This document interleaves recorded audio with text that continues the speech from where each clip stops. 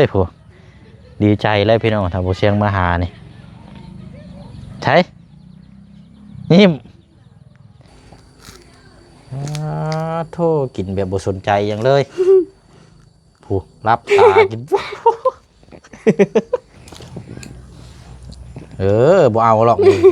สิแกะให้พี่น้องโอ้ยหวานนี่พี่น้องเอ้ยกินน้ำมือกันก็ขอกินแน่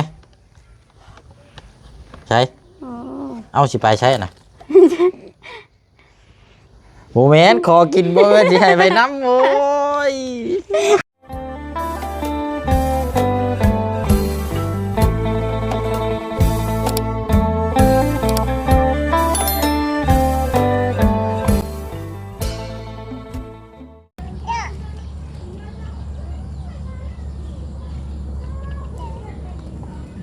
อันนี้แล้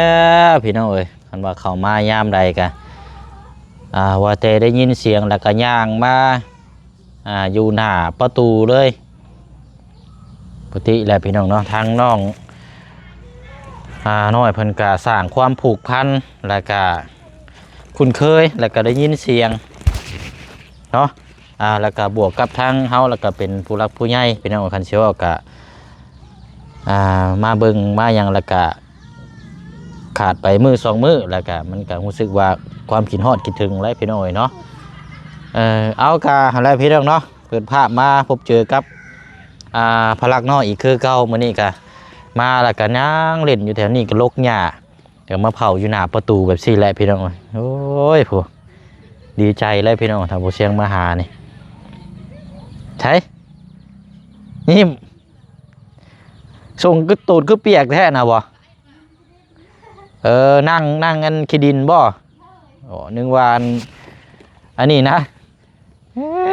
เนาะเอาเด้อพี่น้องเนาะสบายดีพี่น้องน้ำกันเบิดสุขุสุคนพบเจอกันอีกคือเก่าคือเดิมพี่น้องเนาะนี่แหละพี่น้องเนาะกะพี่น้อง FC กะถามมาลายพอบ่เชียงก็บอกว่าเมื่อวานนี้ว่าถามว่าอันนี้ก็จะบ่ได้ค่อยเข้ามาเนาะหรือว่า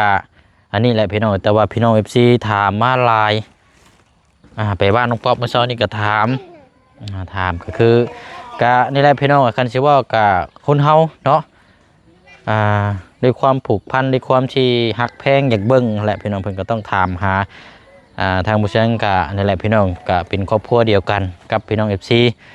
กะมีแต่ว่ามื้อนี้เนาะเฮาก็มาอัปเดตมาเยี่ยมยามให้ทางปะดุง FC เฮาได้รับไปชมเบิ่งนํกันแล้วก็ยังฮักแพงนํกันอีกคือเก่า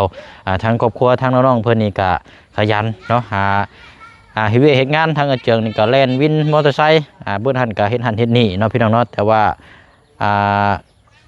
อะไรพี่น้องมันผ่านไปแล้วก็ผ่านเนาะพี่น้องเนาะที่ว่าเรื่องที่ผู้เชียงเว้าอยู่บ้านทางน้องอ่อนเมื่อวานนี่แหละแต่ว่ามันเป็น FC บางกลุ่มเนาะแต่ว่าเฮาก็บ่คิดแล้วพี่น้อง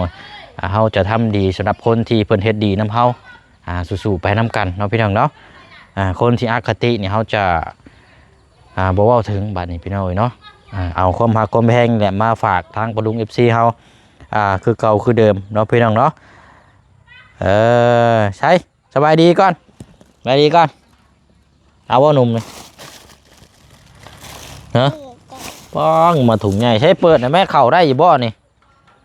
ฮะเปิดนะแม่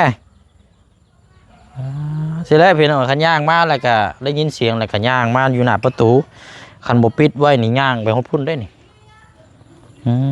พวกนี้อยากออกมาเลยผู้เอาเฮ็ดมุนรถมานี่เฮ็ดเอาดึงเฮ็ดอยากออกมานำเฮ็ดเอายึดก็มาคือผู้ใหญ่นี่ก็ไก่เด้อสิออกมาแล้วนะพี่น้องพวกนี้นะดึงประตูนะยอมบัดนี้ไปแล้วโอ้ยเนาะ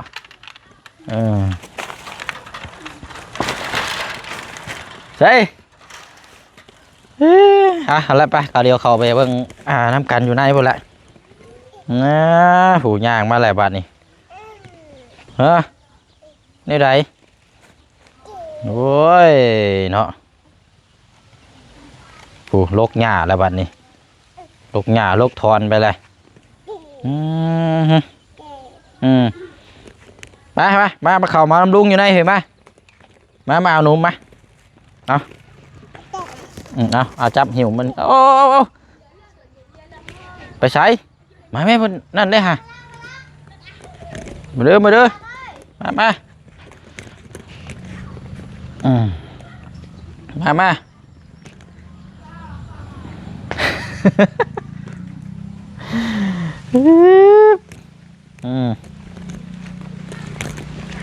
ใครอยู่เขามามื้อนี้บ่ได้นอนเนาะบ่ได้เข้ามาเมื่อวานนี่มื้อนึงตรงกับวันเกิดและมื้อวานนี่เนาะน้องเมษาครบรอบ3 เดือนได้พี่น้องครบรอบ3 เดือนเมื่อวานนี้มื้อนี้ก็3 เดือนกับอีกมื้อนึงเนาะกันสิเว้ากันมาเด้อเอาเนาะไมค์ก่อนโอ้มื่นเด้อหาเด้อโอ้เจ้าด่างพื้นบ่อนี่นะว่าอันนั้นฝนตกฝนตกเดี๋ยวเปียกเลยนั่งแล้วก่อนนมบ่มีทำนมเปรี้ยวบ่มีจะสิเอายังมาให้ให้แม่แกะบ่นะเนาะ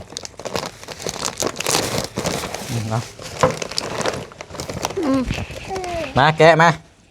ผู้เอานมก่อนก็ได้ฮะมือกับบดเล็กเสร็จเนาะกินรสมันจังแซ่บเนาะเบิ่งเพิ่นกินพี่น้องกินแบบรับตาแบบบางทีหิวแห้งเบิ่งเสร็จอันในมือก่อนบ่เอาปลาก่อนตัวนี้ทิมก่อนเช็ดมือก่อนละวะเฮ้ยกินก็ไม่จิไปยัดใช้รถมันก็ลงท้องลงใส่แล้วเฮ้ยเอาทิมรถตัวนี้เอาไหมนะปลาก่อนปันมือก่อน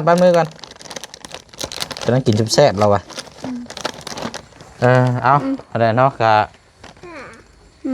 ทั้งกระเจืองได้ใช่เนาะไปวินมอเตอร์ไซค์ยังเล่นวินอยู่บ่เดี๋ยวนี้กะยังพอได้อยู่บ่เรามาบ้านนี่เราได้แต่เช้า50,000แต่เช้าจนฮอดตอนแรงบ่50,000มันมีคนบ่อนขัวมันเริ่มแล้วเด้หลายคนกะอันนี้จะไปเลยวินคือเก่าเนาะโอ้แซ่บเว้ยกินครั้งแรกแค่มาจักนี่บอกแบบนี้แต่ก่อนกินแต่นมวันนี้ได้50เนาะแล้วก็เมื่อก่อนหันได้300,000ใช่บ่300,000แต่ก่อนนั้นแต่ว่ามันคนมันแล่นหลายแต่นี้เห็นอยู่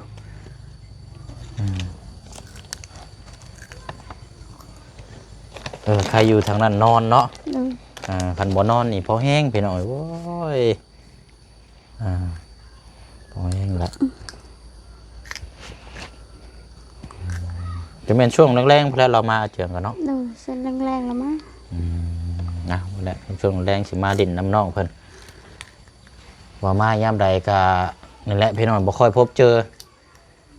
ดีแล้วไปเวียกเนาะไปเวียกไปงานคันว่ายกตัวอย่างคันว่ามาเยี่ยมมายามหรือว่าแต่ละครอบครัวนี่ค่ะมาเห็นแต่อยู่เฮือนนี่เบิ้นหันก็นอนตื่นนอนมาแล้วก็กินอย่างเช่นเนี่ยโอ้บ่ไหวได้เนาะหาอยู่หากินมาซี่ก็ดีแล้ว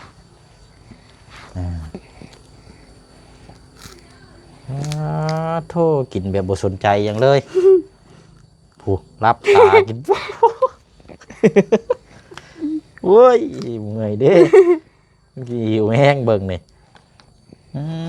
เบิ่ง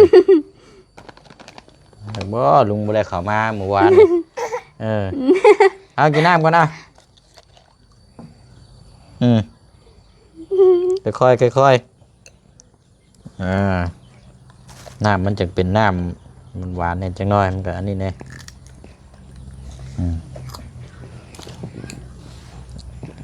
บ่เอาหรอกสิแกะให้อีกเนาะโอ้ยหวานนี่พี่น้อย กินน้ำมือกันก้อนกินเบดก้อนนี่มึงให้ปากนะ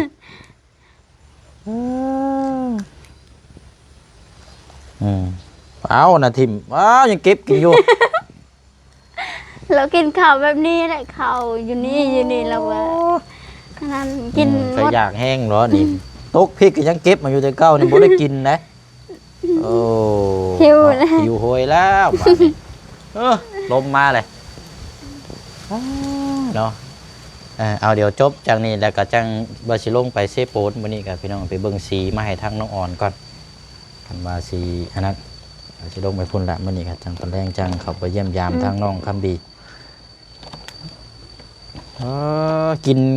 ให้คนอื่นน้ำในกลัวให้แม่ได้ฮะเจ้าเห็ดขอมเราอยู่หันมา มา บ่ให้ ว่าให้ แล้วกันนอกจากเจ้าของอิ่มเนาะคนผู้นี้นี่คันว่าเจ้าของอิ่มแล้วนี่จังสิได้กินพี่น้องคันว่าเจ้าของบ่อิ่มมันยากขึ้นก็ได้ไปกับเรานี่ท้องแหกรถท้องแห้งไปบ่ล่มแล้วนะกันสิว่ากันนอกจากเพิ่นสิอิ่มก่อนนั่งกินหลังย่อพักแท้ ตรงแน่ก้มลายก็บุเท่าแท้เอาโปะดีๆนี่เนาะขนาดแม่ก็ยังหัวคอนจักจำไรแล้วหัวคอนลูกตัวเองถูกกินก็เงียงคอเงียงไส้เงียงครัวโอ้ยเนาะเราแย่มเนาะหายใจกินต่อกินต่อปิดไว้ก่อนเด้อเดี๋ยวนี้ก่อนต้องใส่แซ่บเลยนี่มักเลยนี่เงี้ยนี่เด้อมาเดี๋ยวกินอีกเลยเอาจะกินขนมก่อนเดี๋ยวลุงเปิดให้บุกกินนมนี่ก่อนโอ้ยลายเลยกินเลยเพราะแต่เก่าขนมนี่คือบุตรคอยมากินเนาะมาเมื่อนี้บุกินขนมได้สงสัยมาย่างอันนี้นะตะผางก็มีเพชรไม่ยังเลื่อมเอายังทานแค่ว่าขี้ดินบ่หน่อยขี้ดินเต็มหัวเดี๋ยวมันคือสีทองสิเนาะหน่อยขี้ดิน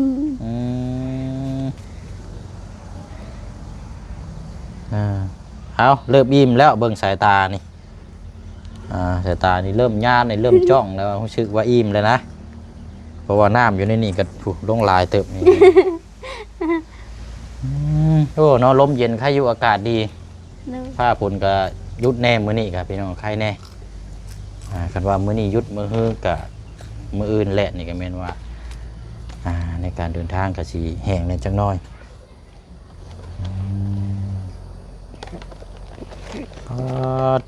กินเรากินพวกเรา3-4งัดเข้าแบบโอ้ยเรากินข้าวแบบนี้เรากินอยากใส่ปากเต็มปากถูกผมเลือกสิลองคอเบิ่งก่อนแล้วสิให้กินอยู่บ่มาลุงคอแน่ขอกินแน่ใช่เอาสิไปใช่น่ะโมเมนต์ขอกินบ่แม่นสิให้ไปน้ำโอ้ยเปียกวัดเชียวลุงรักเอ้ยบ่ลุงขอกินขนมน้ำโมเมนต์วานสิอันนี้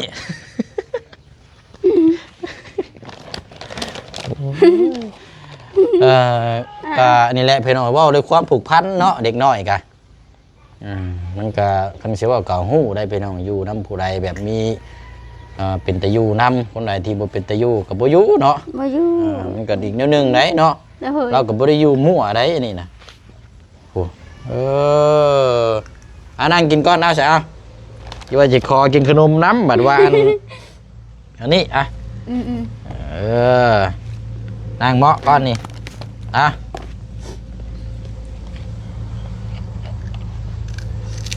เนาะยำกินวาบเนาะแบบบ่สนใจอย่างเลยหิวแห้งโอ้โหยืดคอขึ้นว่าซั่น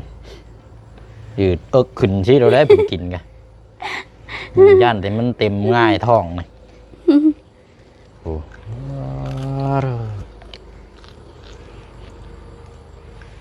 กินเลยก็มองหน้าอีก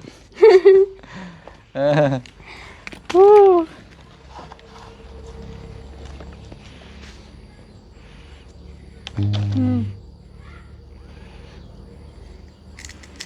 อันบันไดนี่เราไต่ขึ้นฮอดขันได้แล้วใช่น้องฮะ โดยฮอดแล้ว ฮะ ฮอดอยู่เทั้งเฮือนแล้ว ไล่ไต่แต่ลุ่มพี่ โดย ขึ้นไปฮอดเทิงได้ โดยฮอดเทั้งแล้วขึ้น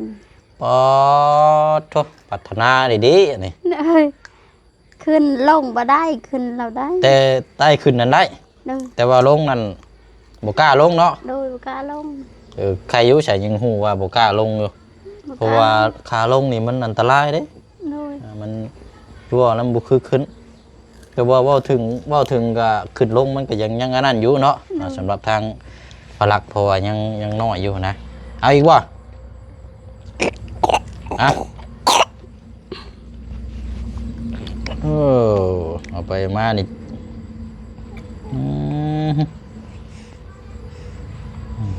ใช่เอาใช่หันมันจะเข้าจมูกเลยร่างนี่พอแล้วนี่ยกเดียฮะนี่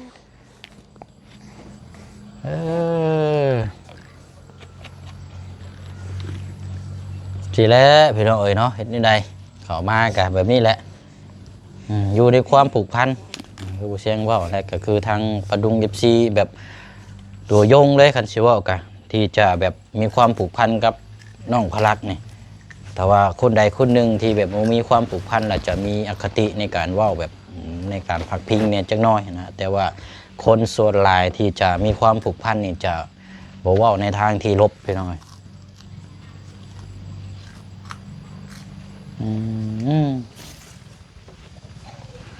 ไม่ยังปล่อยล้มอีกเลยไม่หัง ปล่อยลมแหละปู โอ้ ลม ย กินแล้วก็ปล่อยลมไม่ กินแล้วก็ปล่อยล้มใส่ตลอดดีอยู่มันมีเสียงเนาะ เสียงได้เสียงบลังเอาอันนี้เจ้าเอาไว้กินรถนะมันกินกลางไว้หาเจือกวิตามิน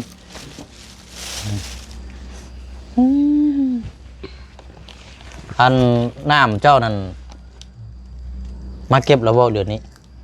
บ่ยัง ยังบ่ โดย อยู่เพื่อนน้องอ่อนนั่นอันเพิ่นว่าน้ำประปาบ่มาเพื่อนเฮาจักเป็นหยังแท้เด็กน้อยไปดินวาวก๊อกมันเฮียมันเสีย เด็กน้อยลาย เด็กน้อยหลายเพื่อนเราบัดมีแต่เล็กน้อยซ้ำบัดแล้วก็นึงมาบ่ได้ตั้งขอบป้องกันไว้แน่เด็กน้อยย่างผ่านเลยหมุนไปหมุนมาแล้วมันรุดเกี่ยวมันคาหันเลยบัดนี้ทางหน่วยงานทางน้ำประปาเพิ่นก็เพิ่นสิว่างนี่ก็โอ้บ่แม่นง่ายไปเนาะลืมบ่แล้วบัดนี้น้ำใส่คันฝนบ่ตกนี่นักหน่วงตะนงในเต็มแล้ว บ่มีน้ เออ ำบอกเราไปตักที่เฮือนเฮา กันแล้วกันนั่นกะอันนี้เนาะแก้บ่อ่ะ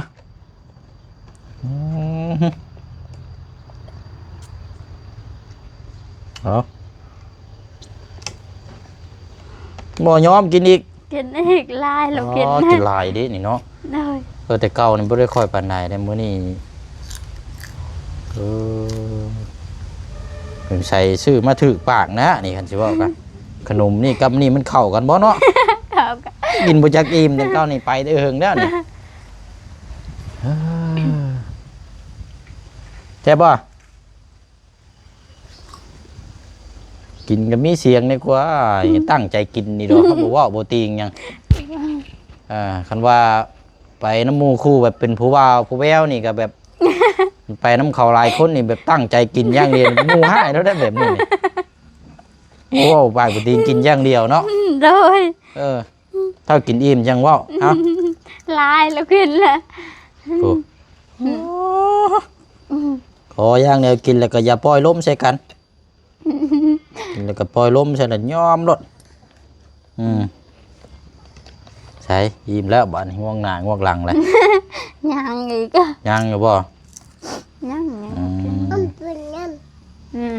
มีเสียงแล้วพี่น้องมาแล้วเสียงมาแล้วเริ่มอิ่มแล้วคันกินอิ่มนี่คอบัดนี้เอาให้ได้บัดนี่เจ้าลองคอบังจ้ะ อ้ายพอกินน่ะ นะบอกอยู่เป็นแนวนี้ อิ่มแบบนี้นะ ท่านกินดีมน่ะสิเป็นแนวนี้ท่านคอละสิให้รอด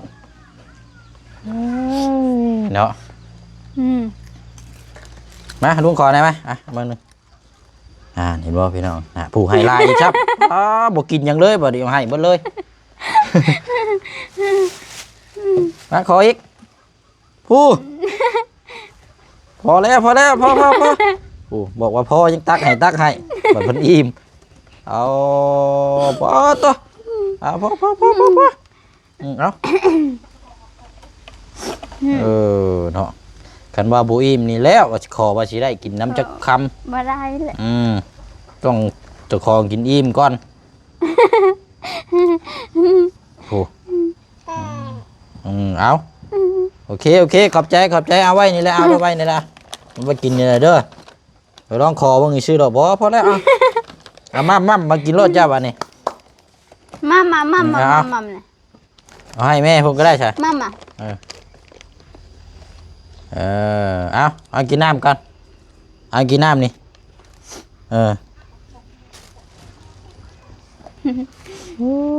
ขุนยังนี่เนาะคือฉลาดเกินแท้นี่กันเจ้าของบ่อิ่มเนี่ยมันบ่ได้กินแล้วนะโอ้ยิ้มละบาดนี้เอาเราข้างเอาไว้ละเสร็จเด้อไว้ให้เรากินเนาะติพี่น้อยป้าสาเนาะมีแต่ว่าแล้วเอาพ่อเยี่ยมยามน้ำกันอีกเนาะเพราะว่าบ่เสียงกับวันนี้กับเวลาเท่าไหร่แล้วพี่น้องพาชิโลกไปเซโปนไปซื้อสีซื้ออย่างนี้โอ้2 โมงแล้วนี่2 โมงปลายเลยเนาะป้าเสร็จเด้อลุงไปก้อนบัดนี้เด้อไปลูกแซ่บอยู่ว่ากินเนี่ยกินแล้วมั้ง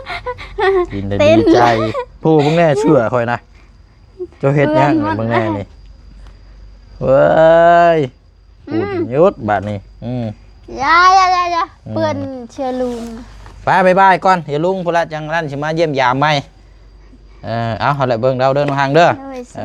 ไปหั่นละเดี๋ยวทางเบิ่งคันว่าท่านเวลาก็สิมาใหม่ว่าสิลงไปเซโปนสุดๆเลยเพิ่นกินมื้อนี้เนาะบายก่อนบายลูกอ่ะ